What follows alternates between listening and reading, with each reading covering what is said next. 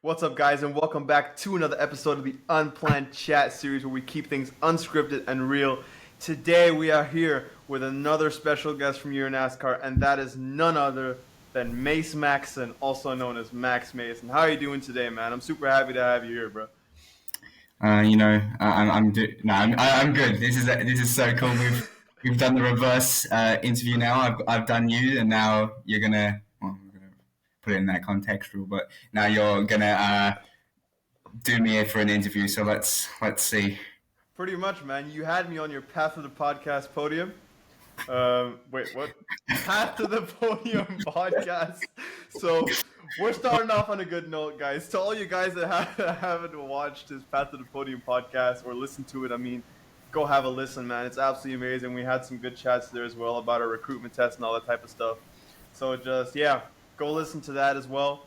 And whilst we're on the topic of the recruitment test, Max, how did we actually get to know each other? Like, how did I get to know Jimmy Logano sitting on the screen here? If you guys don't know, that's what he called himself at the call. So how do we get to know each other, man? And how do we get into a season of Euro NASCAR? Just shoot it out. He went faster than me, so I realized he wasn't just some fodder driver. So I was like, I need to recruit him into my Fortnite squad. So It is yeah. what it is, yeah. So pretty much, me and Max, we met at the recruitment test in La Fontaine, we had some great time with the Euro NASCARs, just absolutely bullying them around the circuit, having some fun, and I was learning how to shift without a clutch, but luckily his advice helped me a bit with a bit of that Formula Ford racing. So tell us a bit about that, man. How did you get into racing? You also had a pretty short beginning, and then you got into a pretty high level series. So how did you go from pretty much nothing to a racing driver, man? What were the steps in between? I don't know, it was so fast. I went from karts to cars. I think it was 7 months, and 4 of those months were COVID interrupted. So it was literally I one day decided that I liked racing for some reason. Then I did go karting. I did okay. Then we had a 2 week break for COVID, and I came back and I actually did really well.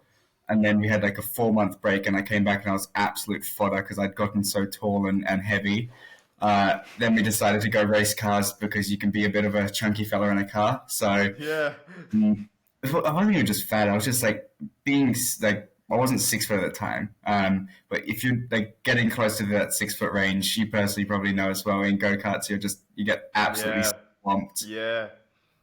It's not fun. So when I came back, I think I was 15 kilometers an hour slower in the straight, which is for racing in a car that goes 240. Doesn't sound like a lot, but when your top speed is 100 kilometers an hour and everyone's else is 120, it feels like a lot.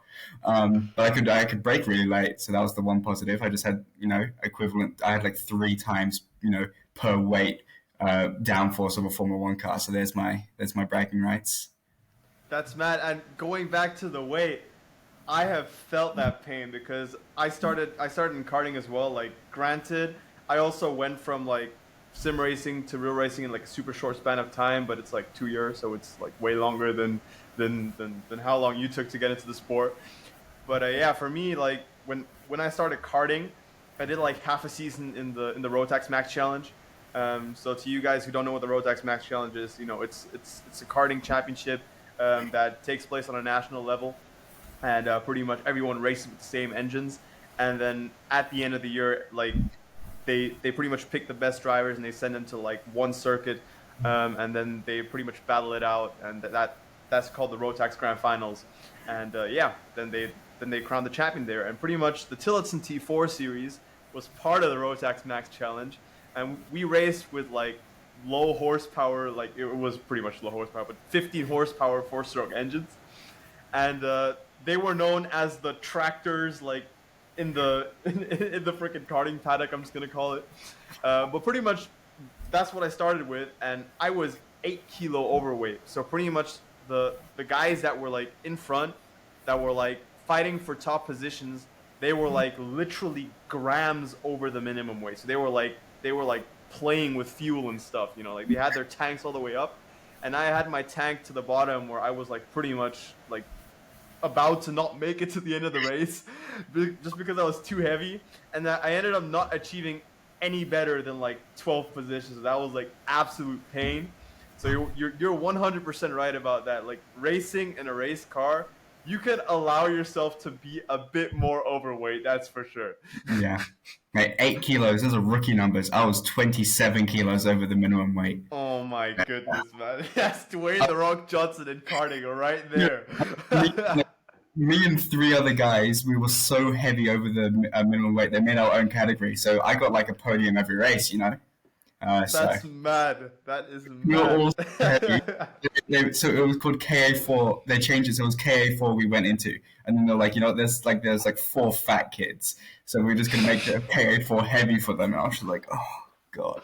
But at least it made it so much more fun because it's like literally like an endurance race, and we didn't even feel like GTS. We felt like bikes compared to the other guys. It was so Oh funny. my Like there was so goodness. much, like even though we were heavier, we had to brake earlier because we could like it was just like the go kart. My go kart weighed 67 kilos, and I weighed 65 kilos at the time. But That's then tough. I came back, I was like 75 kilos, so I was heavier than my go kart. So you just see me like bending over like this to get the car turned in because I weighed more than it. So it's quite scary. It felt like I was going to flip every corner because I was sitting so high up. It's like when I went into cars with the Formula Fords. Depending on the chassis is depending on what seat position I was in. So if I was in the Spectrum, I was basically lying completely flat because it was such a long chassis. And the Miguel, I was sitting fully upright. So my helmet was basically, the roll bar was here and my helmet was just like there. So they said, mate, you know what? We can't really adjust your seat anymore. So you're just going to have to not roll it. So I was like, okay, sounds good.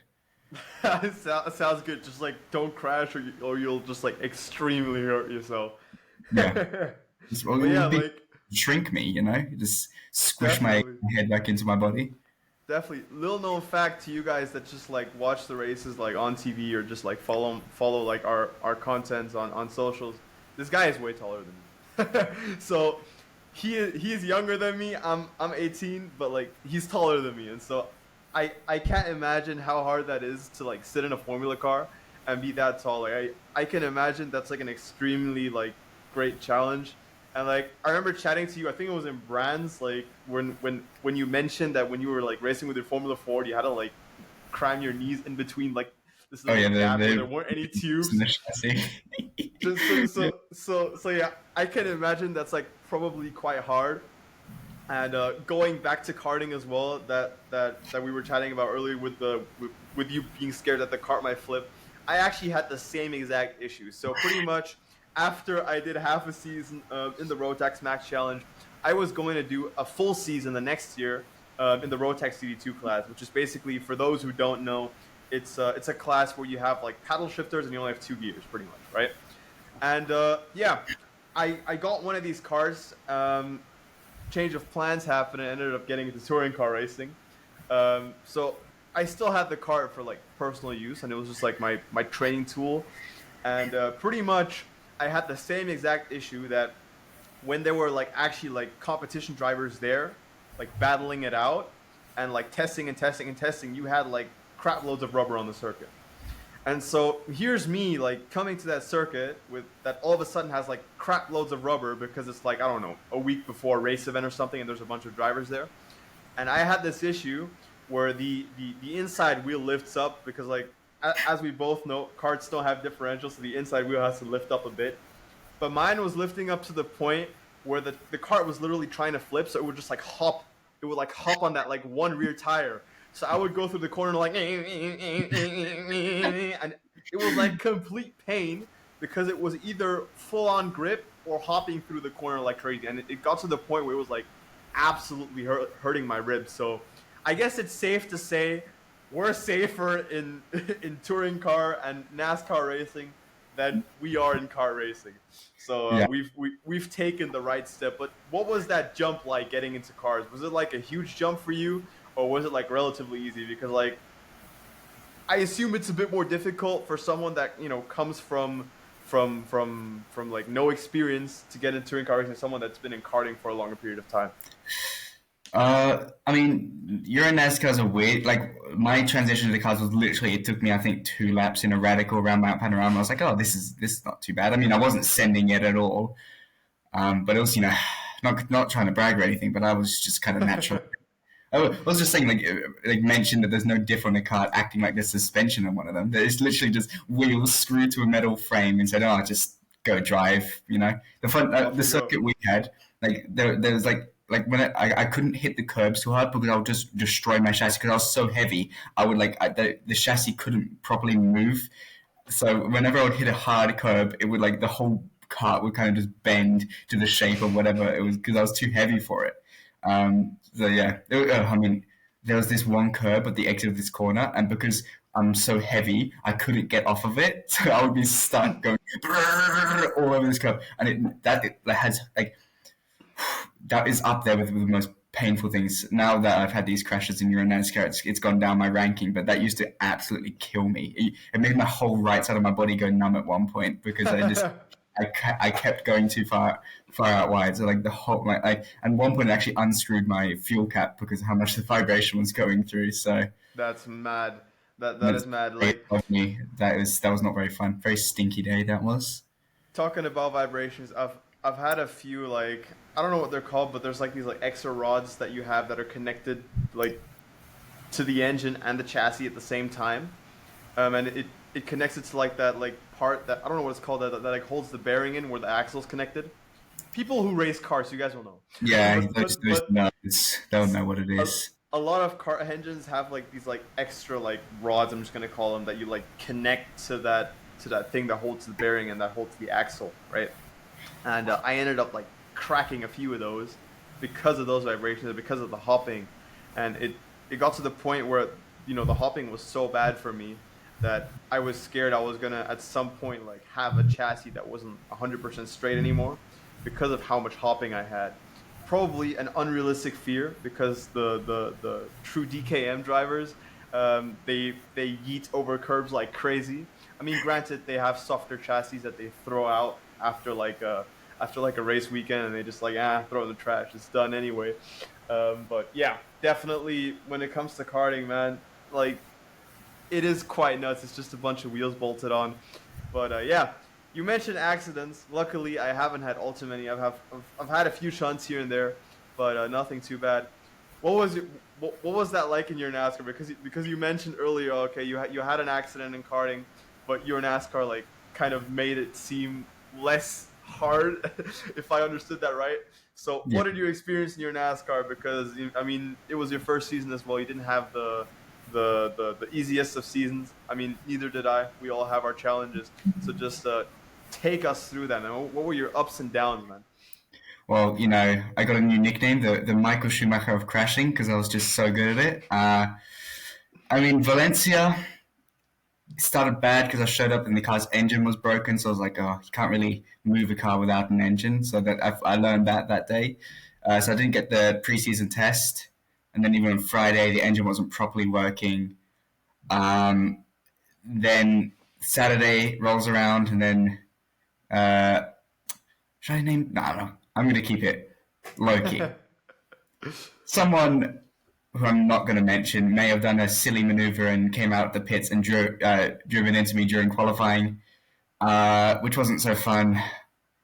So that was the first crash. It was a pretty big one. I mean, I was going. It was more of a glancing blow, but it kind of just like melted the front right of the car. Oof. Then the race went okay. I went from 23rd to 14th after like a very not very hard fought battle with you because my car was basically running on train wheels. I had no grip anywhere. You probably witnessed it, just me trying to turn the car and it would just like slide everywhere. A tiny bit, I guess, but like I wasn't really like checking my mirrors all that much. I'm one of those guys when there's someone behind me, I'm like, find your own way past, bro. I'm just gonna keep Yeah. racing. Like And then I may have given you a little love kiss on the side of your car, trying to go through turn one, even just by perhaps, yeah. perhaps I gave you some space, so I was being respectful. I was like, okay, man. But controlling that car, it's like just imagine having trying to control a train, but not on train tracks. That's how it kind of felt like. Can't go like I don't know. There was just you can't use the throttle, you can't use the brakes. Like shifting gears was difficult because how much the wheels were bouncing. Like the gear would just keep bouncing out. So that was just a nightmare. And I only had one race because the qualifying crash. They couldn't repair it in time. So that's also another thing. out of the 6 possible races, I only did like 3 or 4 of them because I missed out on so many races. You missed one. Well, not technically, but you did because on the I formation lap, did. you did a I funny, didn't I you? did. So, out of all of the race weekends that I participated in, which I think is all except for Zolder due to my injury, which was a little accident at the gym with deadlifting. I think I've mentioned before that I have quite some weak Injured. I ligaments. didn't know what happened.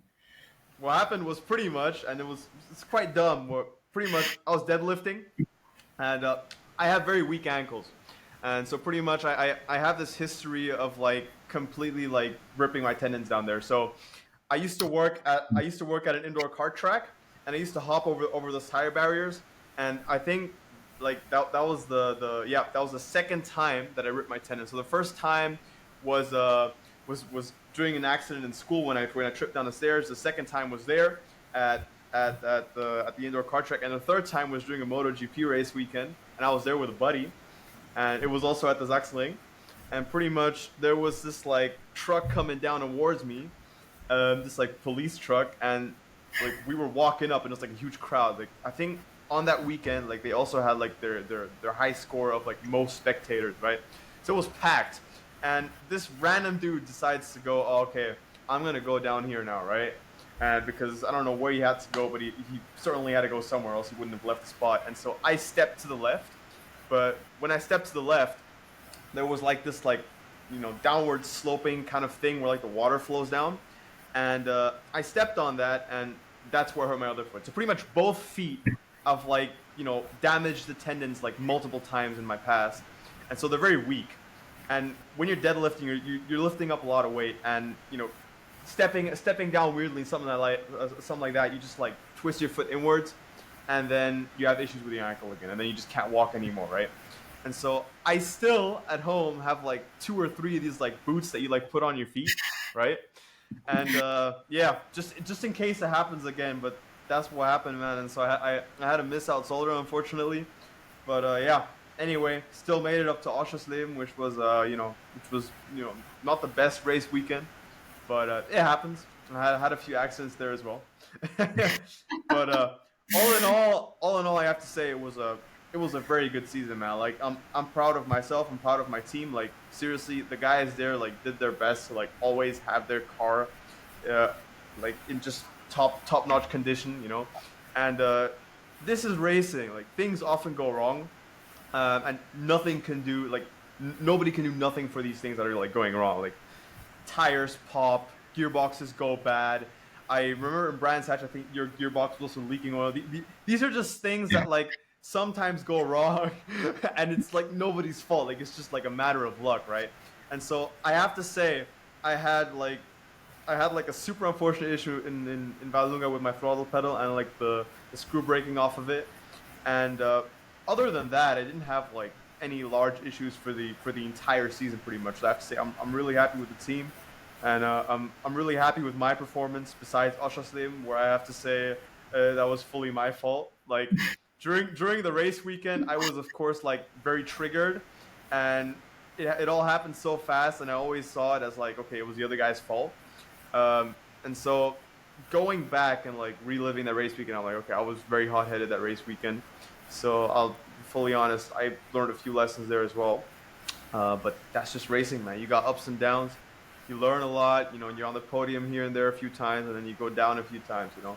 For you, it was yeah, unfortunately a tough season, but I assume you're going to be back next year, and I think your season next year is going to be a lot stronger, man. Yeah. So what do you think about that? But like, I think you're gonna have good chances. I don't know what your opinion is, but I think you're gonna have good chances. Yeah. I mean, I definitely absorbed quite a lot of bad luck this year.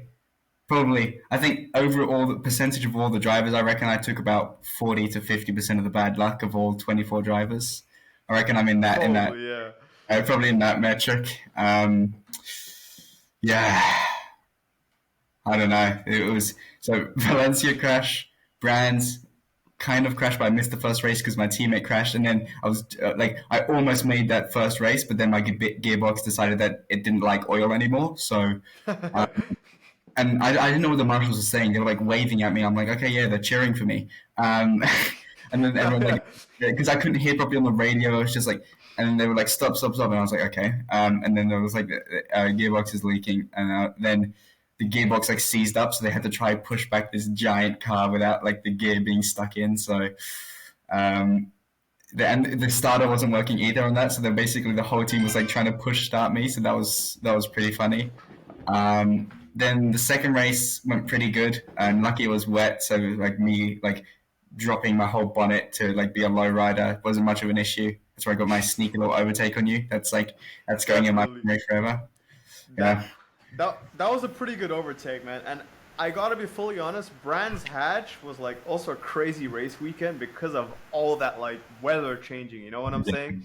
And for me, like also being like super unexperienced, especially in the wet, it was like it was mad. It's like okay, man, like this is a circuit I've never been at. First race, I unfortunately missed out on because I burnt out the clutch in the formation lap. So I don't know why this happened, but in the formation lap, we just kind of ended up stopping on that slope. And, trying to get the car going again on that slope, I just burned out the clutch. And, yeah, that was pretty much it. And then, going down that next corner, I noticed the clutch was slipping. And then it got to a point where it was slipping so much that, the gearbox was completely detached from the engine, and I just had to like go, okay, I'm just gonna like put it somewhere now. just gonna put it in the grass somewhere and just call it a day, because like what are you gonna do? And yeah, so I came into the second race in Brands Hatch with like pretty much like not much experience at all, and I was like, all right, keep it chill, don't don't push too hard, don't wreck it. I mean, you have some free practice and some quality under your belt, that's for sure. But don't wreck it, man. Keep it chill. Try your best. And I think, given the fact that I had like not that much experience, it went quite well in Brands. For the second race that I did end up participating in, yeah, it was it was like decent, I think. But there was definitely a bit more performance that like as a driver I could have like pulled out of it. I think if I had a bit more time on circuit. oh, But yeah. definitely that overtake that you did What happened was to my internet? your internet bugged out, eh? Can you hear me all right? Hello? Can you hear me?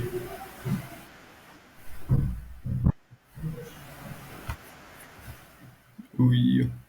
Mans has bugged out. It's just me now. Hello?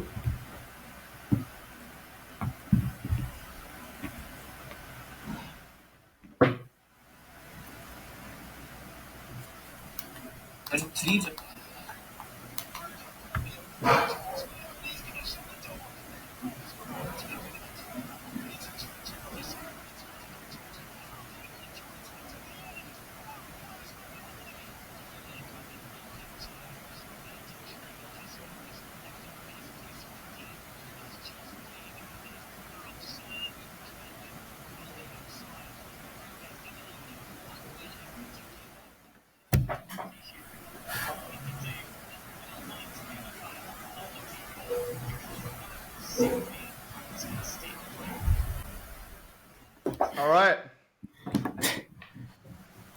Can you hear me all right? Is everything working? Yeah, we kind of just went like slow motion for like 30 seconds. It was very funny to watch. All right. So, I'm sorry guys, we had a quick Wi-Fi issue there, but this happens. Anyway, where were we? We were at we were talking about Brands Hatch, am I right? Yeah, pretty much. Up to where did you hear me? You started going slow motion when just after you went past the clutch slipping point, then you were talking about the second race. Yeah, just when All you right. started talking about the All second right, race. pretty much. So I'll just recap. But yeah, ruined the clutch in the first race. Second race went into it with pretty much like not that much experience because I was like, okay, missed out the entire first race. I mean, of course, I had some free practice, some qualifying under my belt, but that was pretty much it. So I also like kind of went into it with like not that high expectation. I was like, just keep it chill, you know, do as best as you can, fight for every position that you can, but like don't wreck it, don't do anything stupid, right? And so, like personally, I feel like if I just had a teeny weeny bit more time on circuit. And if I would have been a bit more daring, I think it could have been just that little bit faster.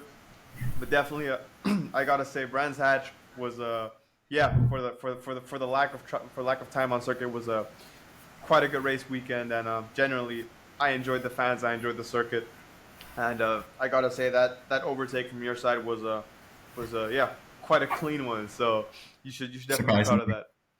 man, it was scary. That was our whole friendship on the line. That overtake. If I hit into you, this would never have happened, guys. So just remember that. Thanks to me, we've got this. Yeah, that was scary. I mean, it was so that 10-second penalty. I know technically I did infringe on the starting rules, but I still think it was crap because I was on the last row by myself and I had to move avoiding a slower car because they were so slow. I actually lost positions. I gained one position moving to the left and then I lost everything. I lost like 5 seconds of time because they all just like I don't know what they were doing. They just decided that yeah, let's just block him in for a bit of fun. So then I lost all the positions. So I think I should still get that rookie podium, but it doesn't matter. But it was it was a very good race. I mean, I have quite a bit of experience in the wet. Surprisingly, like I mean, everyone's surprised by it because I come from Australia, a place where it's just everything's desert. But I don't know, just my luck maybe. I got like four, like I think 3 out of the 4 races I did in Australia were wet. So yeah, but I mean, it's a whole different beast driving Euro NASCAR in the wet. But I think it was fun. I mean, at one point I actually had the fastest lap. I'll have you know. So Dang, just man, like man, just uh, flexing with the labs, bro. yeah, Sheesh. just lap time Euro NASCAR Brands Hatch. If anyone wants to give me $1 million, I'm all ears. Anyway, yeah, it was a good race. I mean, you started. What position did you start? Oh, I actually don't remember. Like, I'll be funny. I'll be fully honest. I do not remember. I'll have to go back It was into me. the history books, as they say, and There we have a look at go. that. But like, I generally don't remember. I know that I caught up a bit, and then I got to a certain point where I just wasn't catching anymore. Like I was like relatively like constant in terms of like lap time as well. But I think that was the point when the circuit was like beginning to dry up, and you could like feel the wet tires like overheating slightly, just slightly, Yeah, not that much, but you could notice that there was more you could pull out of the tires and out of the car for sure. Like as I said, I wasn't like 100% of the limit. I'd say like probably like 90-92% if I were to be fully honest. There's still like a few percent to go, or maybe even 80%. I don't know, but pretty much I could have like gone a bit faster is what I feel like, but I just didn't want to risk all too much. And all in all, like you could also notice that the tires were like they weren't working as well anymore because it was like beginning to dry up. So yeah, yeah. Let me let my dog in quickly. He's like screaming at the door. You might hear him. no biggie, man. There's like 3 of them waiting there for me. Um, anyway, yeah. I mean, like those last like 10 laps, like after I was so pissed off with the drive-through. I hit it. I did it perfectly. I got it 60 kilometers an hour all the way through the pit lane, um, and I mean those last. I was literally just. I was like, you know what? I'm just gonna send it like I've never sent a car before. But I mean, I must say, you got unlucky with traffic. Um, Yeah, but I just sent it so much. And I was like just behind you going to those last 2 corners. I was like, you know what, this friendship it means nothing. I need this overtake means more. But yeah, if you'd been one of the other brain dead drivers that there sometimes is when it comes to overtakes, then definitely would have crashed. But probably. you left the room, so respect G. It was a good Respect. overtake, but yeah, I was screaming the whole overtake. Trust me, I was just Mad, mad. that felt No, it but felt like like a definitely. crossing that De- line. I was just like, oh my god, I beat Nick Schneider, I did it. that moment when Max Mason beat his favorite driver.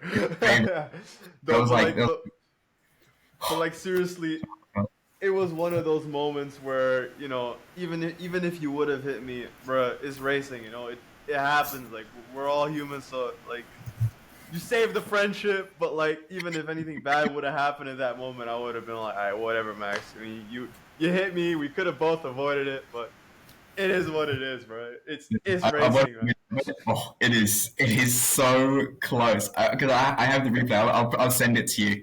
I have the replay of it, but it is Sure thing, so man. close, like genuinely. Like we both oversteer into the last corner, and we're like, it's like a tandem. I was watching it. It's like both of our cars are like sideways like that together. Oh, but it's beautiful. And both of us trying to. Fast The and funny thing Furious. is, we're both watching it, and we're both trying to get on the throttle, but we're just all over this. Like out of that last corner, I hated that last corner in the wet. Like you had no traction. How annoying was that? Like you like go 10% of the throttle, and all of a sudden it's like. I need to also send you the clip. At the start, like I think it was the second lap, I had the biggest snap of oversteer I've ever had in my life. Going on that main straight, you know that how the main straight has a kink on it.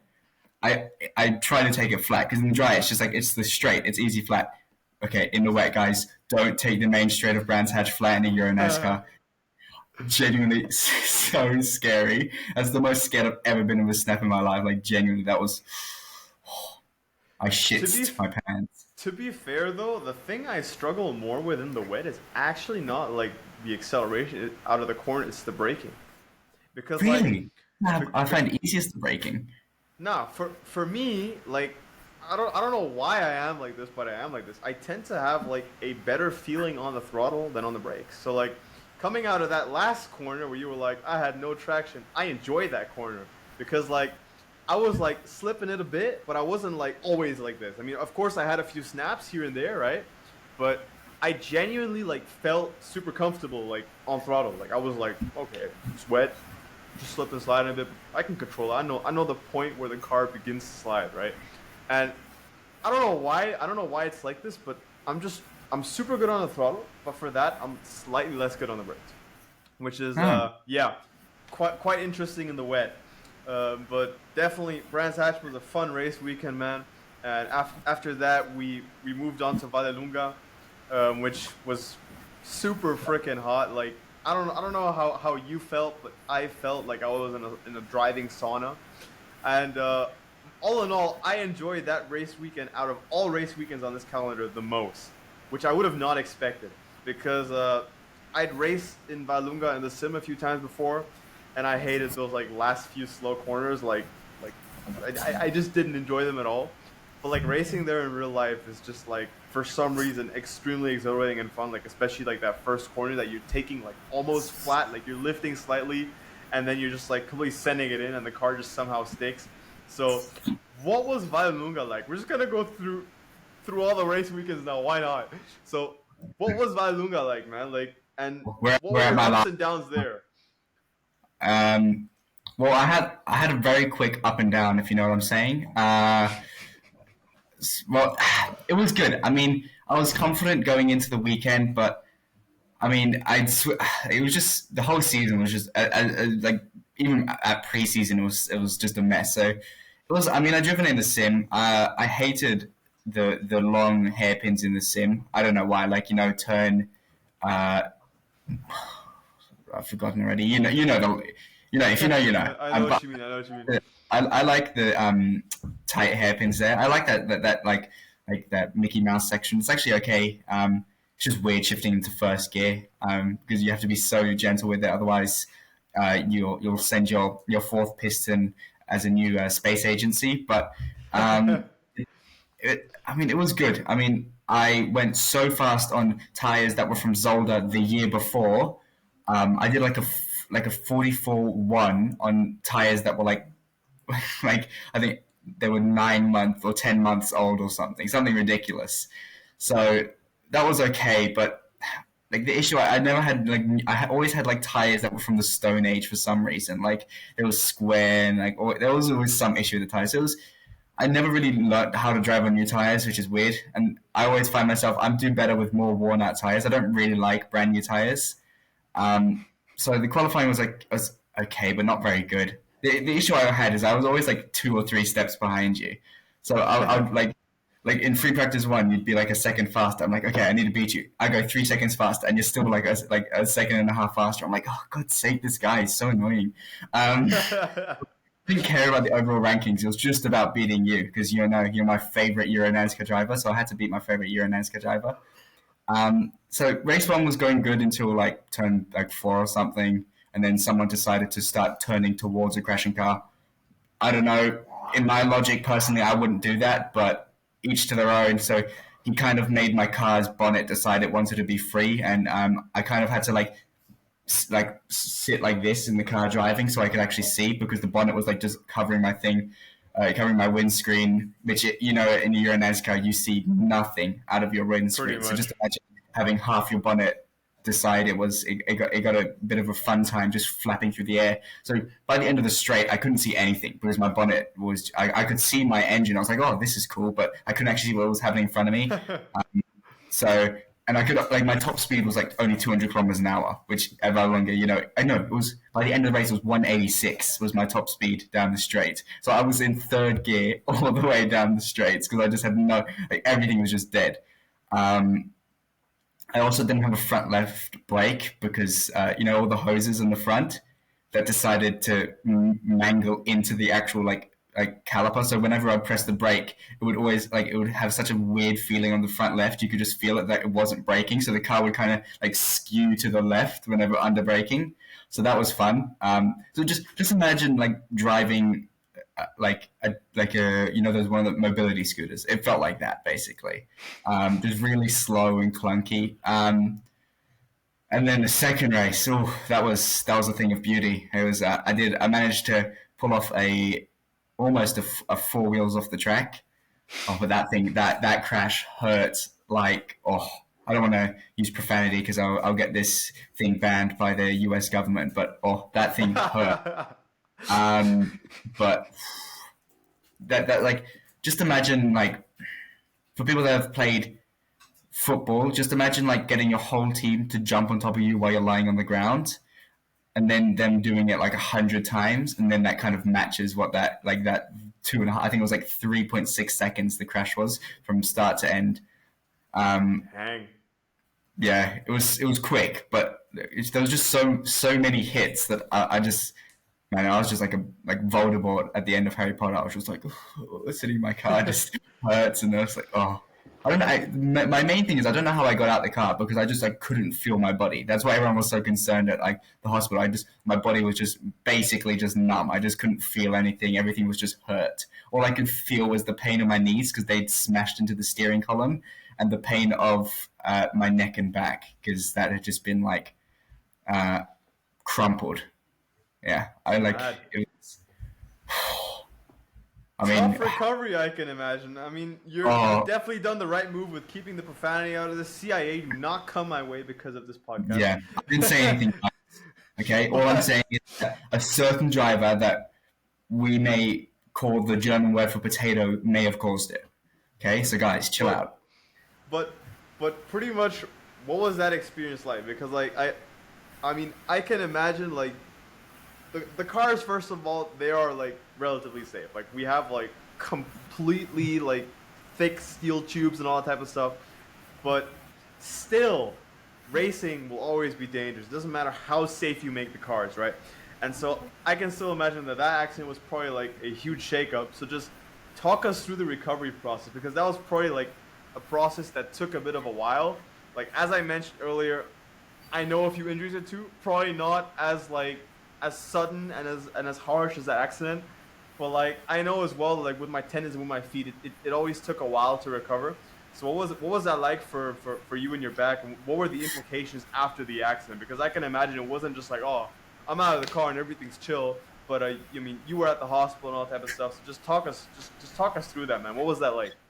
Yeah, I mean, like now, like the crash mentally, I can go back from crashes. That's not like go back to normal racing. I mean, it was such a hard crash. Like you as a racing driver, you'll know that at first I wasn't pissed off about the crash and pissed it took me about like 2 or 3 minutes to realize, oh shit, I missed the race, because of that crash. Um, Obviously my first instinct after I was like dead on the road was still to start the engine, but once it wasn't cranking over or anything. I mean, it was so mangled, of course it wasn't, but then like that was just muscle memory. As a racing driver, you always just want to get back going.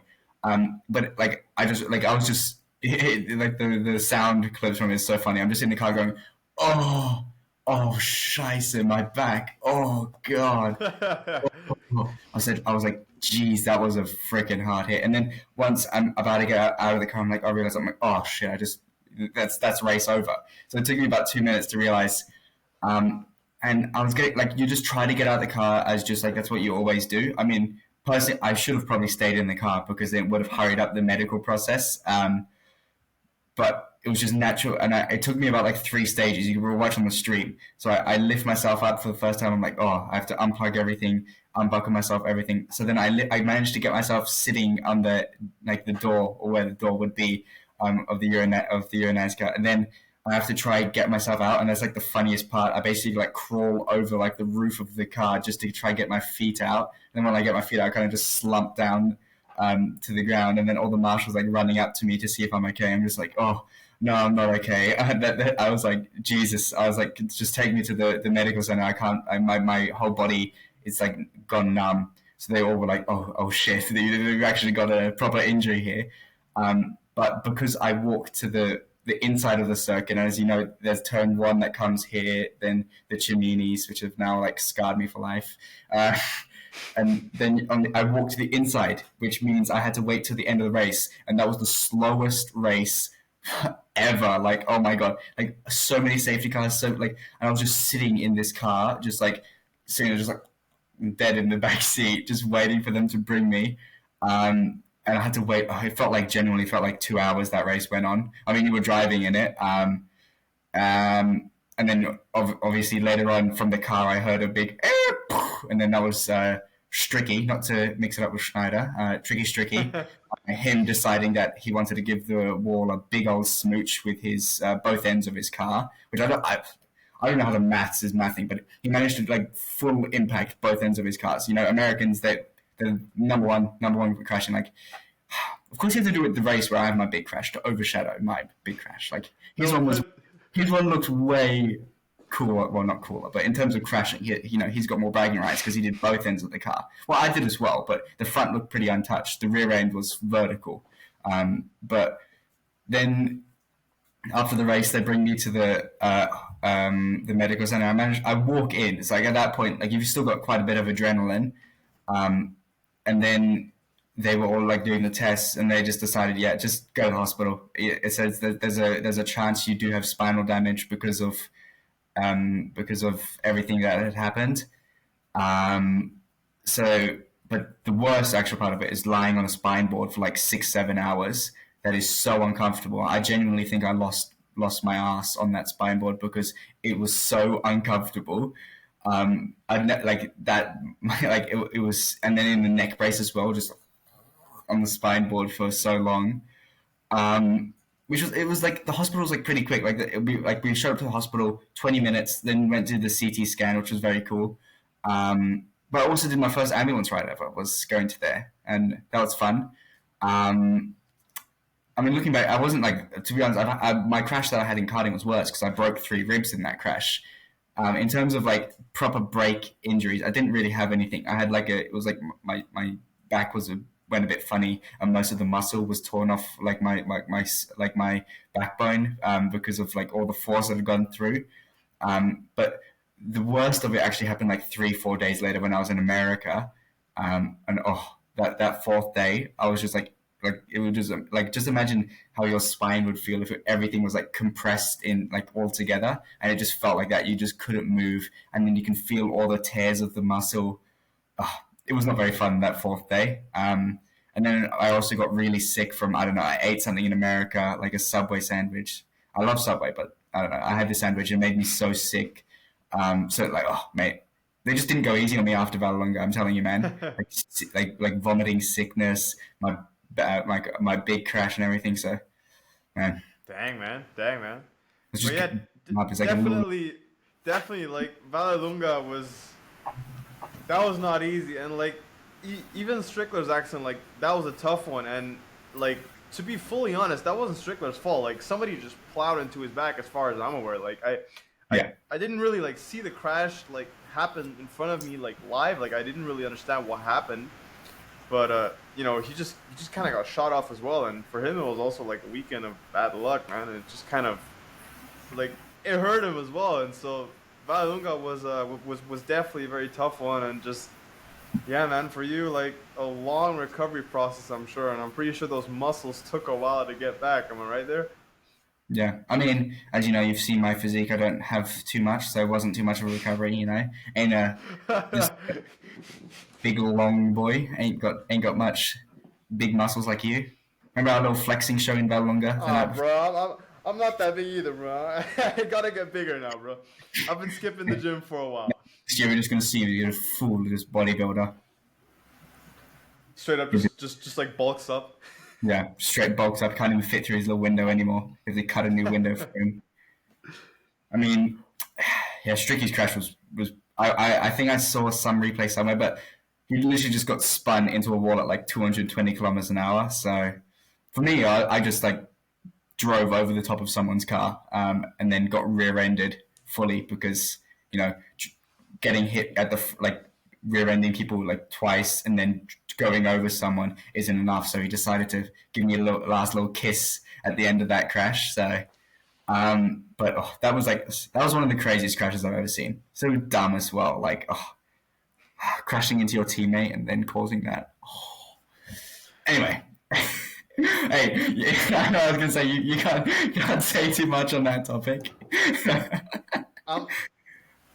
I'm I'm just gonna put it the way it is. I'm not gonna like put the blame on any driver for that like mass pileup. Really, I mean we're all humans, so we all make mistakes. As I've mentioned at the beginning of this season, you know, I was a newbie, and even I made mistakes during the season. I made mistakes in Oschersleben, so it is what it is, man. We all learn from our mistakes, and you know, when we're all like trying to perform at like our limits at the top of the top, sometimes that one tiny move can cause a huge collision and a huge accident, and that's just kind of what happened at Valunga, man.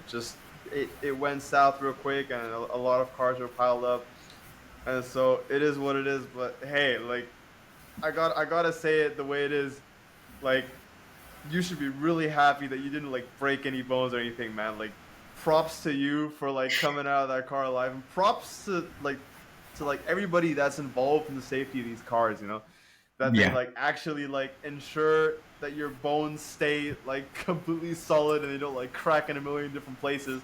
Because I feel like, I don't know, 70 years ago, 60 years ago, 50 years ago, even 20 years ago probably, that accident would have been a lot more painful. Like I don't know what your opinion is well, on that, I because think it's beautiful because you I don't just know if you, instantly, yeah, to be honest, 20 years ago, you'd hit and you're just dead. So definitely. you know what? I I mean, prefer a bit of back pain to being dead. I know, sue me, but it's a wild statement. Hottest takes of the year, I think. You reckon that's in the top 10 hottest takes of the year? top 10 hottest takes in the year, and Yeah. don't worry, I won't sue you, man. It's all chill.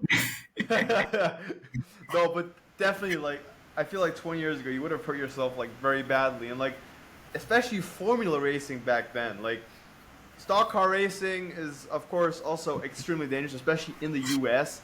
Like, racing on ovals at top speed constantly. But, like, especially, like, formula racing back in the day was, like, even less safe, you know? Like, Yeah. just going back at the accidents that happened back then, like, you know, the first one that comes to mind, and even in brands as well, was like Johnny Herbert's accident, man, where his feet were literally dangling outside, and that like impacted his entire racing career. So, you know, going back to how chassis and how cars were built back then and how they are built today, we have come so far in terms of safety, and I gotta say that we drivers are lucky that we have the safety nowadays, because if something does go wrong, which God forbid, but there's always a chance it might, we at least have that fail safe of going, okay, I'm in a car that's somewhat safe. I might not die today. You know what I'm saying? I, And I feel like a lot of drivers back then didn't really have that feeling, man. So, yeah, tough one, tough one, tough one, but it's super good to see you active and healthy and still staying active and working out. And yeah, I can imagine that when it comes to working out, especially, you have a pretty strict routine. I mean, you posted this on Instagram like a lot of times on how you prepare. So take us through that. How do you prepare yourself for a race weekend? Because racing is a super like hard sport. A lot of people say, we're just sitting there driving in circles," which at the end of the day we are, but there's like an immense complexity to doing that. and especially when it comes to temperatures like we had in Valladolid, that I think we're ranging anywhere from like 50 to 80 degrees internal temperature. How did you cope with that? And what part of your training like gets you the most ready for racing? Just cope, man. 50 degrees. No, well, I mean now as well. Since I've been injured from racing, and there's no real racing I can go do. I've actually started being a goalkeeper again in this academy here in Italy. Just for a bit of fun. Even though it's like it's ridiculous how high the level is here. I don't know how I managed to fit in, but I do. Just talent. Just built like that. Talent endless. No, but I always played soccer, as us Australians and American bogans say. Um, but that's one way. But yeah, I mean, before my accident in Valorunga, I was so fit. It was pretty crazy. So I mean, most people you see in your NASCAR, they'll get out the car and they're just like the brightest red you've ever seen in your life. I mean, more red than that Ferrari behind you. It's pretty funny sometimes. Especially, that's what I got to say. Alina, whenever she would get out of the car, it's so funny. Like, I've never seen anyone go more red after a session in the car. So there's your shout out to it. Shout out to Alina. But that was pretty funny. I mean, I'm Australian, so technically I shouldn't be that phased by the hot temperatures. But it can sometimes get to you. But the worst thing is actually in the boots, how hot it gets in the boots, and especially in ovals, because your foot is always like pressed up near the throttle. You genuinely like burn your ankle of how hot it is. So that's one thing I noticed. But it's weird because people wouldn't attribute like cardio work with motorsport, but that's the most important exercise you can do for motorsport. Strength is a very small component of it because we're little soy boys sitting with our little steering wheels going, oh, let's change gears now. But there isn't too much strength involved with racing. It's more endurance related strength, which was I was talking to my coach. So planks, that's a big part of core component of getting ready. A lot of I mean, most people do biking in motorsport because it's they're addicted to racing. It's we should all seek professionals on our addiction to 2 to 4 wheels and just going around in a certain I area. 100% agree with that. Like, seriously, every single time when I am somewhere, doesn't matter what I am in or on, be it a bus, be it in my own car. Yes, I have a driver's license now, guys. Yes, he's done it. It is extremely difficult to not like have any sort of like thought at minimum of racing go through your mind. Like, literally, whenever I'm driving on public roads, I am forcing myself constantly because otherwise I would be just like corner, corner, corner, corner. But of course you can't do that, right? And it's irresponsible to do that because at the end of the day you're putting people at risk because people have to like all you guys have to keep in mind that when we are racing on racing tracks, there are safety measures put in place and there aren't like people like beside the track. Like, these circuits are closed off, they're safe, our cars are safe, and there's this huge emphasis on, okay, let's try and make this as safe as possible so you guys can actually go like full beans, like pedal to the metal, and do this for laps on end. But you can't afford to do that on public roads because there's people you can put in danger, there's other cars you can crash into, there's trees you can crash into, and at the end of the day, your street legal car, is by far not as structurally sound as a race car, because I mean you don't have a roll cage in there like at all. Like, you're just relying on that like pretty much welded sheet metal to keep you safe, which safety on roads, that's a whole other topic. But I mean, of course, that's gotten way safer, but it's still far off of the amount of like grunt and damage that a race car can take. So like driving on public roads, you really have to like take care, and especially like being a racing driver, you have to force yourself. And so this is definitely something that I have learned. Like, driving on public roads is completely different than driving on the race circuit because I have to force this addiction, as you said. We drivers, we need medical attention because like our life is just like racing, racing, racing, racing. Push it. Like, I remember back before I had my driver's license, and I would cycle to places. It was the same thing. It wasn't like, let's go cycle to the supermarket, let's go cycle to a buddy's house. It was like, no, it's 10:20 now. Let's see if I can get there at by 10:22. And it was just me on a bicycle going, I don't care. I don't care how hard I'm pushing. I got to get there as fast as possible. And after a while, you stop and think, and you're like, am I dumb? Like, what difference? What what difference does it make if I get there a minute earlier or a minute later? Like, does it really matter? But like, as racing drivers, I don't know if other drivers have this as well, but like, we just have this like competition mindset ingrained in our headsets. And it doesn't just apply to like, I guess, moving through space and time really fast, but it applies to like card games as well and things like that. Like, okay, we're sitting at a table playing a game. I want to be the best. I want to beat that guy. I want to beat this guy. I want to beat you. I want to be everyone. And so I feel like that's just a general mindset that we take with us, and we definitely like. We should all seek medical advice. Like, all of us that race, we gotta seek medical advice, man. Yeah. Like, this is an addiction. Yeah. Whilst racing drivers were broken. This was Mr. Schneider's here excuse for losing to a granny in her mobility scooter. I know it. You gotta take it easy on public roads. That's why he lost. Take it easy. Gotta take it easy. But seriously, like, you do not know how tempted I am to just go pedal to the metal every single time, but I have to tell myself that I can't do it. When did you get your license? Because you didn't have one this July. So Precisely. So this is the crazy thing. A lot of people, and as I mentioned earlier, I didn't have a driver's license. So a lot of people, especially like buddies of mine, they would always like be like, okay, Nick, you want to do something on the weekends? We can go to McDonald's or something. We can go to the drive-thru. I'm like, hold up, how are we gonna go to the drive-thru? It's like, bro, you're a racing driver, man. I'm like, yeah, I am a racing driver, yeah, but that doesn't mean I have a driver's license. And then people always look at me funny. They're like, what do you mean you're a racing driver? But what does it mean you're a racing driver, but that doesn't mean you have a driver's license? I'm like, a driver's license doesn't mean that you can automatically race in a championship. You need like a special racing license, and you can get that racing license earlier than you can get a driver's license, which is the case in Germany. Yeah. And then that's the point where they go, wait, what? So yeah, pretty much this entire time I didn't have a driver's license at all. But I was always like doing it as well, like in my free time, because I don't know if any of you guys are like familiar with the German system. I don't know if you're familiar with the German system, but when it comes to like actually like getting a driving license in Germany, it's very different from the racing license, and especially in the sense that you need like a sort of minimum amount of hours like on the track, like on the road. I'm saying track. Menace, get his license away from him.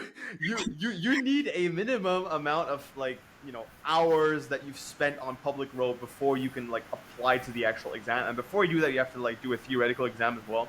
So all that type of stuff takes like a lot of time, and with me focusing on my racing primarily, and like also having to focus on school, it was like super hard for me to get all that done in time. So it was always like a sort of like thing I put to the side. I was like, okay, my racing comes first, my school comes first, and I'll try my best to get the driver's license in time. But if it takes a while, then it takes a while. It is what it is.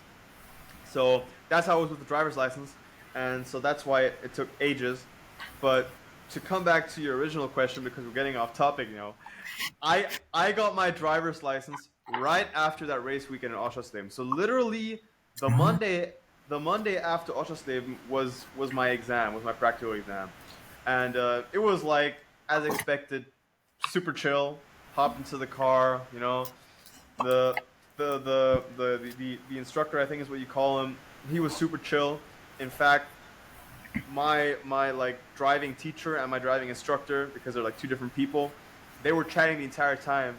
And this instructor was talking about how he just like bought a Mitsubishi Evo and about all the type of stuff, and how he's gonna like improve the PSI from the turbocharger and like get more power out of it. And I was just sitting in that car like, man, you cannot expose who you are, because this guy is going to make your life hard. Because pretty much driving instructors, like not all of them, I don't want to generalize, but there's like a lot of them that like want you to fail, because that way you will have to reapply for the practical exam, and you'll have to repay that certain sum of money for you to be able to take the practical exam, which I believe is like around about 100 euro, 150 euro. Okay. I don't know, but you'll have to repay that again. And for them, as far as I'm aware, that's like extra cash in the bank that they're also getting paid by their employer, right? Because it's like more hours they're like spending in a car, and so it's like more work they're investing. So I don't really know the in-depth details, but that's what I was told.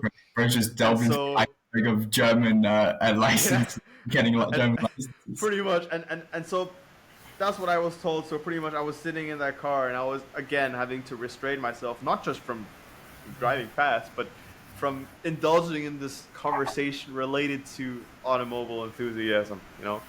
And so I was just there, like, yep, I don't know anything about cars at all. I'm just here to pass my driver's license exam, gain my license. I don't know what you're talking about. Turbochargers, I don't know what the heck that sound is. I have no clue what turbochargers do. I don't know what an engine is. Just yeah, you don't know who I am, right? So that was a fun experience. But all in all, I got my driver's license. Everything was chill, and so now I'm officially able to go shopping, go do my stuff, go to university, which I'm also doing, by the way. What So yeah, are you getting?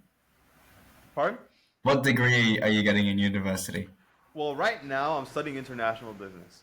Ooh, So see, definitely interested in racing, of course. That's my passion. It's always been my passion. It always will be. But I think business is super important, especially with like where we're going in our modern day and age. It's just, I mean, if you're not business minded, you're missing out on a lot, right?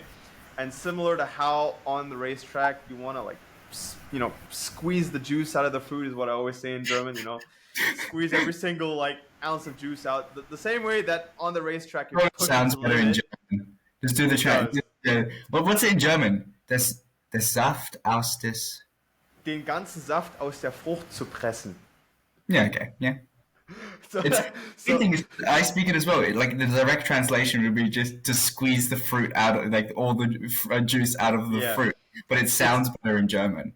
it's a saying that I use like quite often, and it doesn't really Because work in English all just that well. speaking to me about like getting more get how to go faster. He's just like squeeze all the juice out the fruit. No, but like seriously, like on the racetrack, like you're always pushing to make the most out of every single lap and out of every single situation.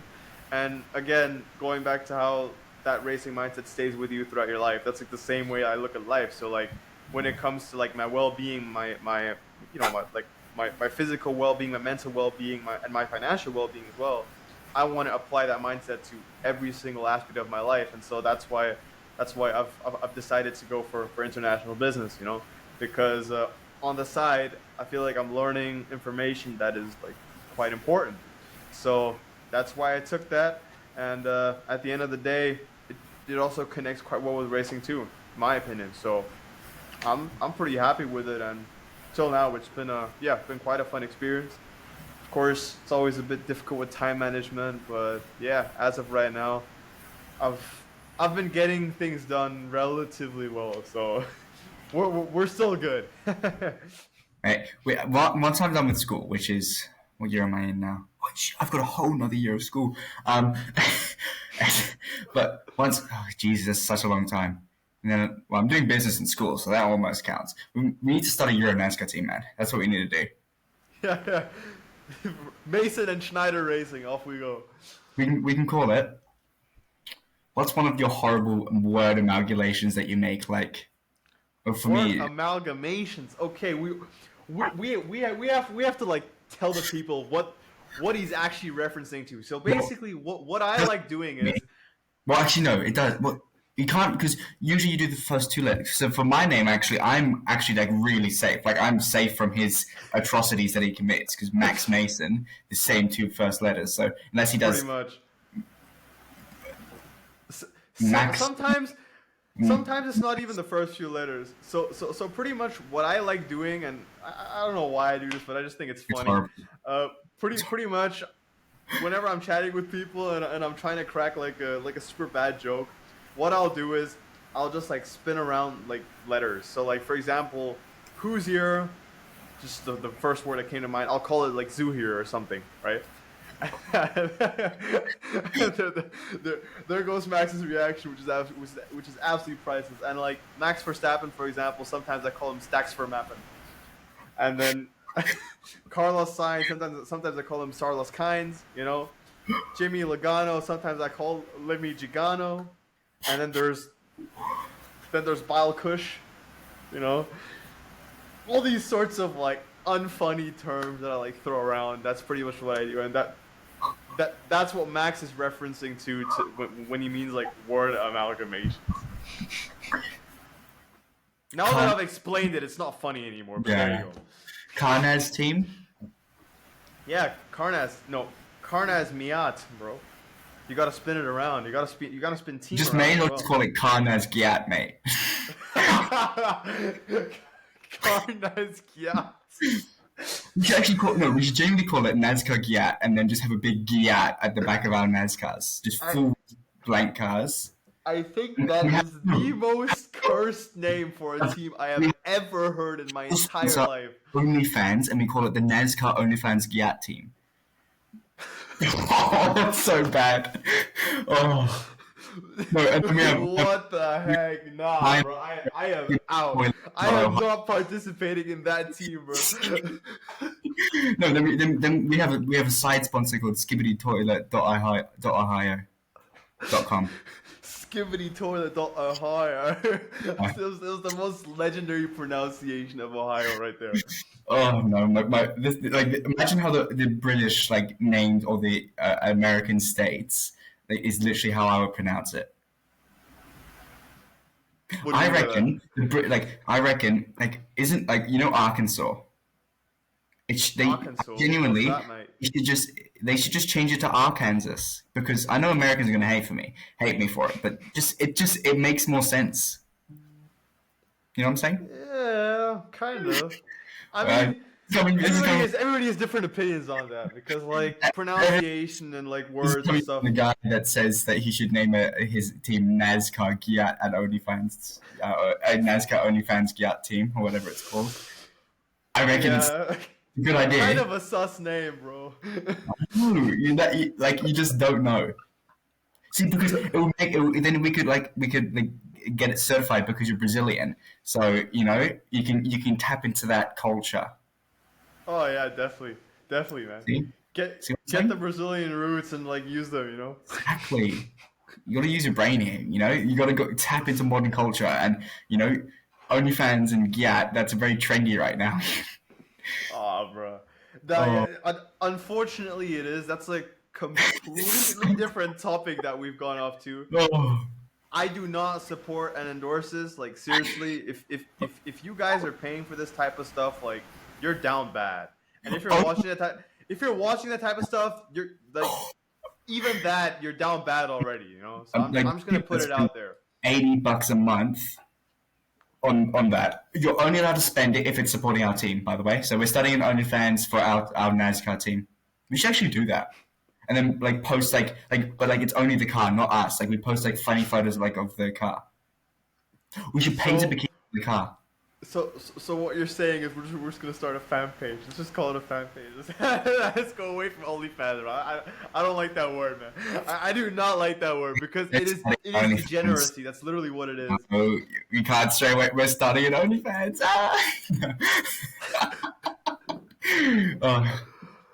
He's gonna start not casting spells. He's gonna start getting his crucifix down and spelling away the demons from my soul. I have it right next to my bed, so I might as well go get it, man. Oh my! May God be with me, bro. No, but seriously, going back to this topic. Now that you've spoken about it, if you guys, any of you guys that are watching this, have ever even thought about it, bro, you're down bad, man. Like seriously, I had a guy sitting next to me in my math class. I'm not gonna name any names here because he follows me on Instagram and stuff, and I don't want to talk down on him. But this guy was on his phone, and I was chatting to him. And whilst I was chatting to him, I glanced over at him, and I glanced on his phone by accident, right? And he had his email inbox open, and pretty much there was an email from OnlyFans, and it said, "Okay, we have charged your monthly sum of whatever." And I looked him dead in the eye, and I was like, "Do you have an OnlyFans account?" And then he's like, "Bro, it's none of your business, man." I'm like, "Bro, all seriousness, who is paying for this? Like, are you actually working to pay for OnlyFans? Like, are you that down bad?" And then he looks at me with a straight face and he says, "No, I'm not paying for it." I'm like, "Well, then who's paying for it? I'm sorry to be nosy, but like, who's paying for it?" And he's like, "Oh, it's my parents." I'm like, No. I, I'm I'm like, "Hold up, step back. So, do your parents like actually know what you're paying for?" And he's like, "No, they don't. I just took the card." I'm like, Oh, so that's like 10 times more down bad than I would have originally put it. Like that is so so. guys, seriously, it is a big business. This guy is right with what he's saying, that it's actually training and you can make money off of it, but I do not endorse it, and I do not think any of you guys should be like doing that type of stuff. So OnlyFans we're like on a completely off topic, but I shoot, feel like with the outreach that I have, I should be giving that advice. So whilst we've spoken about it, here's the advice that I give: do not pay that type of stuff. Go fund Max's Gyat team, but don't go fund his OnlyFans, man. Don't you do know, I'm actually that. going to take this power. Okay, I'm going to start an OnlyFans of both of us from Euro NASCAR as like anonymously and call it "Cute NASCAR Boys." I'm out, bro. Mate, you have I'm no. out. I'm going to get all the photos that we have together and everything and post photos of it. That sounds sus, bro. Mate. That sounds super sus, bro. Mate. What? You know what? Are you good at chess?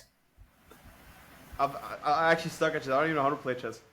Do not, man. Get these guys. This Bro. guy's going to go into Andrew Tate mode. Yeah, he's going to be like, "Bro, if you don't know how to play chess, you're not good at life." But I genuinely don't know how to play chess. Breathe. That's Breathe air, yeah. breathe air. Because we need to 1v1 chess, man. You know, I gotta. That's another thing. I don't know how OnlyFans and chess is linked, but that's also another business venture. Anyone that grandmasters want to contact me, we can start an OnlyFans for chess. Anyway, so we were talking about making our team, then some OnlyFans Giat team. Okay. Yeah. But Let's actually go back to what we were initially talking about, bro. NASCAR team. That's actually not a bad idea. Yeah, I mean, to be fair, starting a team is a cool idea, but I think the amount of effort you got to put in is quite difficult. And until now, I was happy with my team, so I kind of want to stick with it, just for now. But what if it was OnlyFans Giat team? Come on, that's got to have some sort of pull. I don't know, bro. If you rename it, I consider it. What about racing for the boys team? That's a very good one. Okay. Three cars. Don't know how Cars? but I was, you know, I, we'll I figure was it out. about to say, you can't leave Strick out, man. And by the way, Uncle Strick, spoiler alert, I want to have him on the show as well. So depending on whether he says yes or no, Isn't he he? might be here someday. He's definitely dodging us. You know, he's just like, oh, these freaking kids, man, bothering me all year at Euro NASCAR, and now they No bother. wonder, bro. You've been talking about OnlyFans the entire time, man. What is he supposed to think of you? True. For season. No, we were just talking about his prowling activity. Well, not prowling. I won't say prowling, but you know, he's got quite a lot of riz. You know, that's all I'm gonna say. Same with this guy. I'm just saying. You know. Oh, are you pointing at me now, or are you pointing at that car in the background? And not the car. Obviously, you. That car's ain't got no riz. That car is down bad because it's facing down. Okay, it's literally facing down. Yeah. Right. I'm just gonna say. Ultimate risk. What? Like, Abby pulling, more like Abby pulled. Oh, that's so bad. Whoa. You know, this guy. Yeah, he got a wave back, guys. He got a wave. That's worse than Geoff Jordan and Bal Kush from No, Rascan, man. No, that is not. That's it's almost as bad. It's like almost. But he got a wave back from an F1 Academy. F1 Academy. Hear that, guys? They're pretty much famous. Yeah, well, it's not like, okay, we're not that famous. Let's not be douchey, but yeah, Well, it's not like yeah. it's not like we're not known. With I'm not going to mention my follow account. It's pretty high though, you know. Yeah, definitely, man, definitely. Oh God. talking about followers, how We important do you start think this social OnlyFans media account. actually is for racing, man? We're starting this OnlyFans scout team. I don't care. I'm just Nah, gonna. bro. I'm not starting it, bro. It's a good idea. You gotta add a different name, or else I'm not starting it, bro. Can we have it like? What about YouTube scout team? YouTube Get Team. No, what? Maybe we just have to get rid of the gap. I don't know. Um, Maybe we just have to call it like, I don't know. Racing for the boys. That could be a good Yeah, one. racing for the boys. How should we go, That man? was such a cute thing that this guy here, look, he's actually a cutie patootie. Once me and Strickler got absolutely RKO'd by two different people in the Vallelunga race. We were like dead on the floor, and then he puts his little decal on his helmet, racing for the boys. Precisely. So, This guy's got Riz, both genders. hey yo, bro. Nah, man. I'm joking. I'm Nothing, nothing against homosexual people or bi people. If that's you, then let that be you. But I'm I'm like straight. Like yeah. I'm I'm just just straight. That next topic. so yeah. Next topic. So I only riz up one gender, but all in all, he's right. So pretty much, I put a special decal on my helmet because yeah, these guys missed out the race in Mosta and in Oschersleben due to those heavy accidents in Vallelunga, and I thought that it was just a completely cool act to just like honor their absence. Well, that sounds bad, but to just like We were dead guys. We were just that that sounds really bad, but like I hope you guys know what I mean. I was like, okay, these guys are not racing, and so we're just gonna like put a decal on our helmet in honor of them to be like, yo guys, we miss you, we want you back, right? So Nick Strickler, Max Mason, you two guys, that was dedicated especially for you guys. That Racing for the Boys sticker on the helmet. So if you guys haven't liked that post on my Instagram, go ahead and leave a like, man.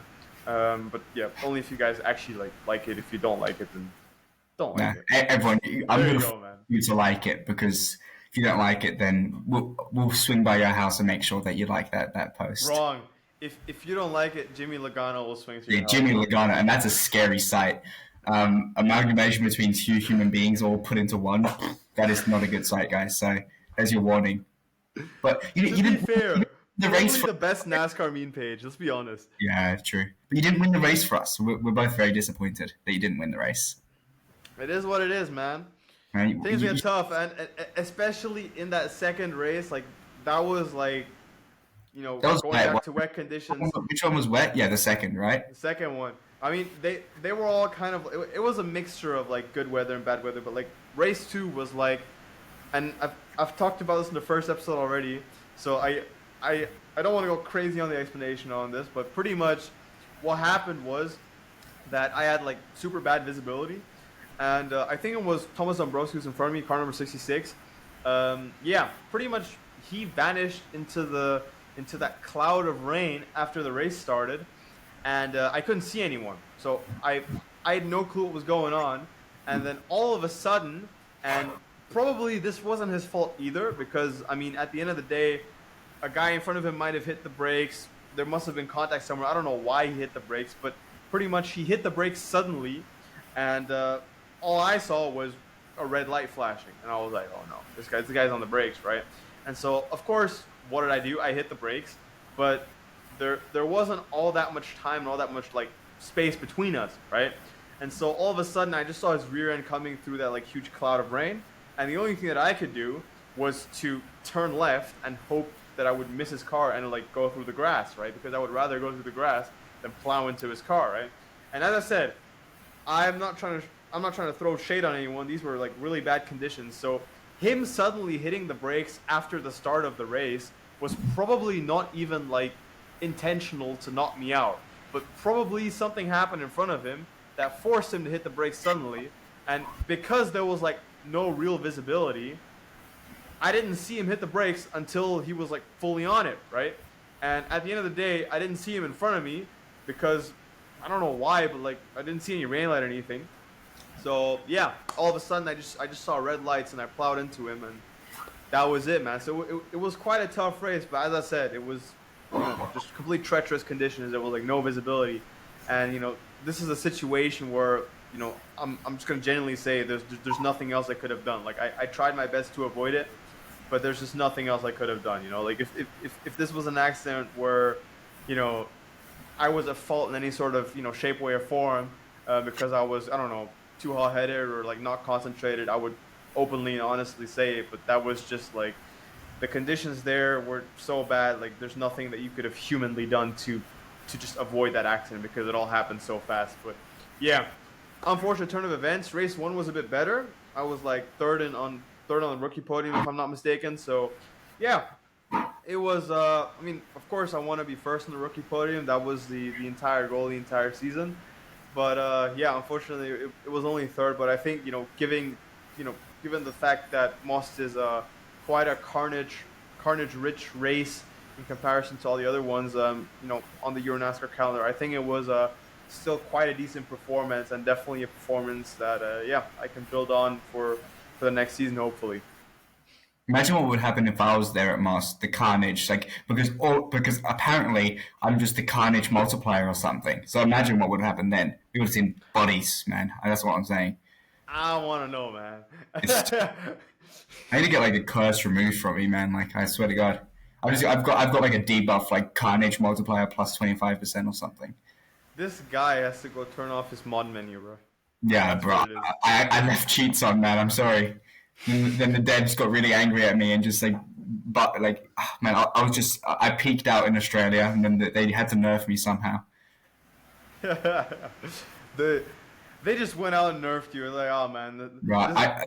this guy's getting too strong. We gotta nerf him. Like I was like I got nerfed so hard halfway through the season I actually got vaulted. Like it's just unfair. It's a Fortnite Hey, term, kids. such is life, man. Gotta be hip, Fortnite. That's meant to be hip now, isn't it? Have you ever played? You've probably played Fortnite. Come on. I mean, like, yeah, right at the beginning, but like, nothing as Fortnite players. But Like, in my opinion, it's kind of cringe. Like, nah, bro. it it is what it is. It's a game, and all in all, like playing games with buddies is fun and all, but like to the point where it like at that point where it gets like super crazy in terms of oh my god, Fortnite for life, I'm out because like No, that is, that's cringe. of course that's cringe, bro. So just like Bro just didn't have friends from 2019 to 2020. He's blaming his friendless activities on Fortnite the game, bro. yeah, he's 100% right, man. I am too addicted with driving in circles, so that's just the reason. Speaking about friends, as your only friend, you need to get Oh yeah, definitely. you need to get iRacing. I'm not getting iRacing, bro. Matt, I have a team. Okay, they want you, blood. Okay, I've already got you signed. I do not want to race for OnlyFans NASCAR team, bro. I'm out. Okay, that comes later on. Okay, but come on, you got to get it. I know it's expensive, but it's worth it. Yeah, I mean, to be fair, iRacing is good sim racing software. So, to those people that sim race, it's great. Genuinely enjoy it. But all in all, I don't like the idea of having to constantly pay for it. And then the moment I decide to go, well, I don't feel like paying for it anymore. I've just completely lost everything. I just like Yeah. that thought, just like the idea of it. I'm just like I'm not fond of it, and I guess it kind of comes from the fact that I got into racing through Assetto Corsa, and Assetto Corsa is like the cheapest sim racing software ever. Yeah. So maybe that's a reason, but all in all, I just don't really feel like buying iRacing. Like, to be fully honest, I'm super happy with Assetto Corsa. Like, I bought it twice, in fact. I bought the deluxe edition. I bought the. Hear me out. So pretty much, this entire racing craze started when I was like super young, right? So I got into karting at like a really young age, but because of my father's job, right, I was never at like one certain like city or like in one certain country for a prolonged enough period of time, to the point where I could like begin like setting foot in racing and actually do it properly, right? And in a lot of countries that I was in, the infrastructure for racing was just not there, right? So it was just always a bit of a yeah, we'll try and get you racing, but it was just super hard to get it done and to get it done properly, right? And so after a while, I gotta admit that like flames slowly like died out, and I had different interests and all that type of stuff. And then during COVID, this interest sparked back to life. To be fully honest, it was like even before COVID, and it's a long story, but pretty much Ayrton Senna is like my number one idol. I know I'm a NASCAR driver, and my number one idol is a Formula One driver. It is what it is. But Blas- to be Blasphemy. fully honest, I was chilling in the bus, and I had a 1 hour bus ride to school and back, and so I saw this onboard footage of Senna at Monaco. I think it was 1991, back when he was still, racing with the McLaren MP46, that manual transmission and V12, absolutely amazing. But yeah, I saw them. I recommended for some random reason, and because it was just so abstract compared to all the other like tech videos that I had in my recommended playlist back then, I just had to click on it because I was like, "Yo, this is Senna," and Senna's always been cool. Like until now, I love this dude, so I'm just gonna like watch his onboard footage because like why not? And then I watched his onboard footage, right? And I ended up like rewatching it 2 to 3 times. And then I sat there for the entire bus ride now and like re-contemplating my decisions in life. And I was like, do I really want to steer towards some basic office job? Like nothing against office jobs. People that enjoy it, hey yo, do it, man. Like seriously, do what you love. But I sat on the bus and I was like, is this really the right thing, like for me personally? Like is it really like the right thing? Like do I really want to be sitting in an office and doing an office job? Or do I like want to do something like this? And then I, I I could just like somehow picture myself in a race car and I was like, dang man, maybe you weren't wrong with 5 years of age trying to get to racing. Because that passion, that's something kind of deeply rooted in you that you've neglected, right? And so I don't know. It was that one changing moment where I kind of fell deeper into the rabbit hole, and I started learning more and more about cars, about setup. Started getting more and more into racing. Started like actually getting back to like actively following different racing series, right? And it got to the point where when COVID-19 broke out in China, and yes, I was living in China back then, so it hit us first. Our school was like lost for I don't know. I think it was the first month or something, because they had no clue how they were going to continue like teaching us. So we had pretty much like extended holidays, right? So I sat there, and pretty much my life was just playing games from like dusk till dawn. That was all. So Yeah. and watching videos about like racing and all that type of stuff, right? So pretty Uh, much my life was just gaming and racing content. And so that's when I discovered the sim racing industry, and I was begging my father to get me a Logitech G29 for my upcoming birthday. And yeah, funnily enough, on my birthday, a huge box showed up, and it was a Logitech G29. You And from still that feel moment, from that moment onwards, I only had a PS4 back then. I it. bought a Seto Corsa. And I got to racing, and I started tinkering with setup. Completely crappy setups that I made back then, but that's how I learned how setup worked. That's how I learned what does rebound stiffness do. What are anti-roll bars there for? Like what does camber, caster, toe in and toe out? What is the effect of positive and negative camber, and what are the differences? What is the difference between a cross plane and a flat plane crank V8? What is the difference between a manual transmission and an automatic transmission? And what is the difference between a synchro mesh and a dog box transmission? And how does this affect the driving experience? And all of this information and passion and knowledge, it just made me smarter. And it got to the point where I would sit in front of in front of that TV screen on my PS4, spending hours and hours and hours daily in Assetto Corsa, non-stop. Like as you mentioned earlier, it was literally an addiction for racing, right? And then at some point, I knew I was gonna come back to Germany, and I told myself, I've, I've been sitting in front of a TV screen now for like, I don't know, a year at this point. I gotta actually try this in real life. Because what is the point of sitting here pretending I'm a racing driver, and I just don't have the guts to try it in real life. So I'm gonna try it, and if I fail, I fail. I fail catastrophically, so be it. But if I make it, then who knows what type of things I can experience in my life, and who knows how much I can enrich my life, and who knows how far I can go.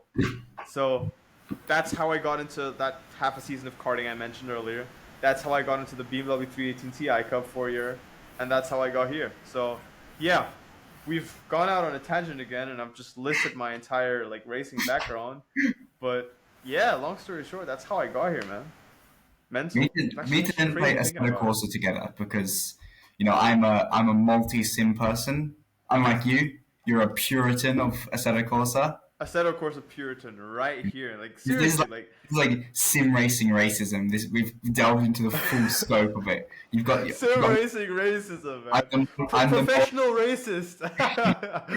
I'm the multiculturalist. I've got whatever you need. I've got, and then you've got this guy who looks down upon other Sims, don't you? You look at Iron Man, oh, look at all those kids spending all their money, and you look at R Factor, like, oh, look at all those buggy servers. Yo, I feel that. I feel that. R Factor actually tried. I'll be fully honest. I got R Factor on discount for €10. Okay, I I'm I just ruined my Puritan status, but I'll be honest. I got it for like €10 on discount, right? This is the most buggy game I've ever played, R right? Factor 2 or R Factor 1. R Factor 2. R Factor 2. Yeah, it's pretty buggy. Still better than ACC because I have a VR sim rig, so ACC doesn't jive well with VR. But to to to be fully honest, like R Factor 2 was kind of buggy, man. It wasn't all Yeah, that good. I don't. I've tried ACC before. Like I did like a demo of it. I did not like ACC one bit. Assetto Corsa for me is still a bit iffy. Like I really like how iRacing feels now. They've really just it's really that's what I'm saying. Because if you got iRacing, you could come do the 24 hours of Le Mans with me in the hypercar. Imagine that. Just It's legendary, man. Hey, you know what? he's such a We're puritan, isn't he? we're doing it, man. We're setting up a monthly billment from your bank account to my bank account, You know, and then we're getting iRacing. Let's go, bro. Christmas, if I find like I don't know, €15 on the street, or steal it from someone, I will get you like a because on Christmas there'll be a discount, so that I can get it for you for 3 months maybe to force you to stop being a Puritan. Yeah. Just Or we could go the easy just pay route. it. Just pay it for me so I can play Assetto Corsa anyway. Yeah, So that's the does that issue. sound like a deal? Like he's such a Puritan, you get him iRacing, be like nah, but we have to play then a set of course together. Definitely, definitely. Assetto Corsa, as I just mentioned when I went out on this tangent, the reason I went out on this tangent is because I just wanted to emphasize that this sim is what got me back into racing like properly, right? It's actually where I learned the basic stepping stones, right? So this is like the main reason I can't get away from Assetto Corsa, and like till this day, right? Of course, I race on PC now, and my setup is just a teeny weeny better than it was before. But yeah, pretty much, I I'm still using it, and even for practice, I download the Euro NASCAR, I download the circuits, and all the tracks that I've raced at this year, I've never raced at before, right? So pretty much, funnily enough, Solder is the only circuit I've raced at before, and I wasn't able to attend this season. Crazy coincidence, eh? But yeah, Imagine the only circuit you've ever raced at before, and then you don't get to race it. crazy coincidence. Yeah, there you go. But pretty much, I use Assetto Corsa for practice for the entire season, and so yeah, that is precisely why I have so much respect for it, because I just know it works. I mean, the tire model is not as good as something like R Factor or iRacing. That's for sure. Like the I don't know. tire model is a bit hit or miss, but other than that, it's like really good. I mean, it's not too bad on Sega because the only issue with iRacing is the sliding, like the overheating. It is, it's borderline makes you want to jump off a building, because like you slide your tire like a tiny bit, and then all of a sudden, you just lose all grip. It's so, especially in GT3s, it's so annoying. But I mean, the Euro mod, it's weird on the Assetto Corsa. The way like it works, like you have to use the clutch to shift if you don't get it perfectly. I mean, you can turn the damage off, and but then you're not a full Assetto Corsa Puritan, 100% damage, Exactly, everything. man. Gotta simulate real life. Um, yeah. I mean, that's where the two games intertwine. I mean, for real life. I mean, it's weird because I like both. You're really tearing me apart here. iRacing's got what I really like about racing, especially online, is that you have on iRacing is the competition. You can literally just get into a race and properly race and get that racecraft going. Whereas on Assetto, it's more by yourself because it's trying to set up a multiplayer server with your friends on Assetto Corsa. Like I've stated before, is like trying to break into the US database of national security. It is like it's not worth it. True that. Like to be fair as well, like the multiplayer racing scene on Assetto Corsa is by far not as good as it is on iRacing. I have done so many online races, not just in like random public lobbies, but like I don't know if you ever heard of like World Sim Series. I've raced there a few times as well. But just like all in all, like there's a lot of like disrespectful drivers. Of course, there's a lot of good ones, and I've had some good battles as well. But I've also had a lot of battles where people have just I mean, literally shot me off. Right? This man is moving his setup while we're talking. There you go. Just cranked to 90. No biggie. But yeah, definitely like iRacing is it's a bit more feature rich and it's just better for multiplayer racing. But yeah, how often do you use sim racing for preparation for these actual races, man? Like, I know I use it a lot, but like, how about you? Is it just like a kind of a tool that you use a lot, or are you just like one of those guys that's like I don't really need it. It makes my driving worse.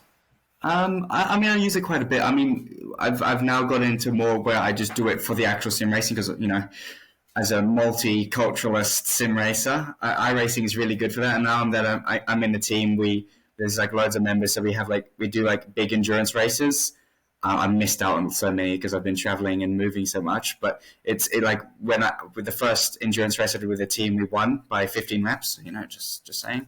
But yeah, that was like it was a big 24-hour race of Road America. That was really fun, and I think you know that's like the one issue I have with the Assetto Corsa is that it just gets so repetitive when you're by yourself. I enjoy that online racing and occasionally punting someone just for a bit of fun. I'm very good at getting aerial crashes now in iRacing and in real life. Come on, man. You're one of those race punters that just punches No, not during people race. off on purpose. You know what my favorite thing of doing practice session, especially if we're doing Formula cars in the team, is I'll get alongside, but I'll put my front tire just on their side pod, and then I'll brake earlier than them, so it launches them in the braking zone. And it's really That is evil, bro. As long as you don't attempt these crazy things in real life, I'm good, man. well, I don't know. It just depends. If you annoy me one race, you never know. You might just all of a sudden be flying during the braking zone. But it's actually very smart because you don't get any damage. They kind of just roll over your front tire, but they usually get shot off the track or they get big damage. So if you're ever playing iRacing, now you know, and especially in Formula cars, it works really well. Mad thing. I know for sure, like, Racing Control's gonna have an eye on you after this one. Yeah, I know. Guys, I swear to God, it was a complete accident. I definitely didn't mean to do it, even though I perfectly explained my idea right before the race. No wonder this guy has so many accents, bro. But the best thing is AI in iRacing, you can actually do it really well. So that's why I do Brands Hatch F4, and I just do it whenever, because you can't overtake an F4 around Brands Hatch. It's so difficult. So I just punt them off like one. I watched like a time lapse of the race, and it's so funny. You just watch me, bing, one car gone, bing, one car gone. It's so funny to watch. Like you just speed it up, and you just like watch all these cars hang off So the track. so let's backtrack to the original question. You don't use sim racing for practice. You use it for fun. No, I use it for both. If I'm leading up to a race, I'll just do it. But if I'm not leading up to a race, I'll start flinging off Formula cars with my front tires just for a bit of fun. Like Lewis Hamilton simulator, basically. Mad. As people would say in the UK, mad ting fam. Mad team fan. Mad But ting fam. I've actually done a cops to someone before. Hamilton versus Verstappen. Oh no. On- No. Like not accident, but it happened between us in a Porsche Cup. And it was, I don't know how I ended up on his roof, but I did. And then the other one, I may have done it on purpose. I'm like, the thing is, I'm very like us real life drivers. When we go into the sim, we're so good at controlling the car when it comes to actual like combat with another car, and when it just comes to general controlling the car compared to people that just do sim racing. They're like, oh, catch a big slide. I'm like, yeah, but you put yourself in a situation where you're going to get a slide. I said I'll catch a slide where the slide is happening because of the edge of grip, not because I put myself in a bad situation. So like I think that's what that part is like. You can the limit you'll have on sim racing is like it's so cool to have just sim races, and you just realize they're just in tune with how the sim works compared to when you have an actual driver, and it's just so crazy how you can see the difference, especially in racecraft. That's one of the biggest things. Like me in the F3 cars, absolutely lethal. I'm a beast. But yeah, or the cops thing. Anyway, I did it at cops with the F3 car, and let's just say that 4 wide round cops apparently doesn't work. So I don't know. Ask Einstein, but I thought it would, but it didn't. So Huh. that's the story. It is what it is, man. It is what it is. It was a very funny accident. Well, I managed like Hamilton can only do one car, me 3. So and I carried on fine. They didn't. The the complete crash high score. Well, because I was going through and I turned, and then obviously you're not going to get 4 cars. So I hit this guy. So he flung up in the air and hit the other guy like this, like parallel on top of him. And then he flipped fully and got the third guy. So the second guy actually got back going again, but these other 2 locked together and smashed into a wall. Well, the outside wall at cops, yeah. Yeah. The guy on top actually got flung out of the track. So yeah, he wasn't going anywhere. Dang, man. Rest in peace to those 400 spectators. I'm sorry, guys. Those iRacing NPC spectators that are just I know. that are just chilling Such a there bad going, day. okay, whatever. Still donuts for my celebration. It's mad, man. But hey, those are the differences between real racing and sim racing. And yeah, it's mad. I mean, in real life you'd never do it, but in sim racing, I guess you can just have some fun, right? Yeah, and crashing is so fun on iRacing. That's one of the main reasons I do it. It's just there's something satisfying. Like not when someone crashes into you, but like when you like just the accidents, like the crunching and the damage that you get. It's satisfying. And okay, another tip. So if you're racing at Virginia International Raceway, and you're in the hypercar and you break your full front end off, and you have no front downforce, when you're going down the straight full throttle, you will actually do a wheelie. So there's your trivia of the day. I found that out the hard way. Yeah.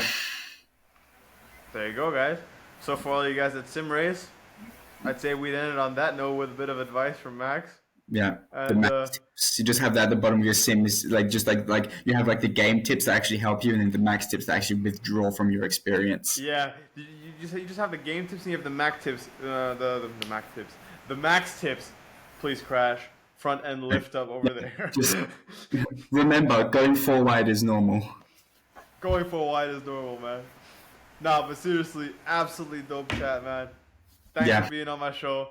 It's been such a long time actually since we've had a decent chat, so it's been nice. Yeah, pretty much. Like our conversations, like they get super long. Like it's just freaking banter, jokes, dissing Only each fans. other. That's pretty much what it is. So, thus the super long timestamp on this podcast. But yeah, man. Thanks for being here. Absolutely sick experience, super fun, and I hope all you guys enjoyed it as well. Even some of the cringe Bal Kush jokes that I made, and even some of the cringe Giat NASCAR team jokes that Max made. Yeah, I'm telling you. I hope you guys enjoyed it. And I hope you'll tune in for the next episode. I don't know who I'm going to have on for the next episode yet. But just, yeah. Keep scrolling on YouTube.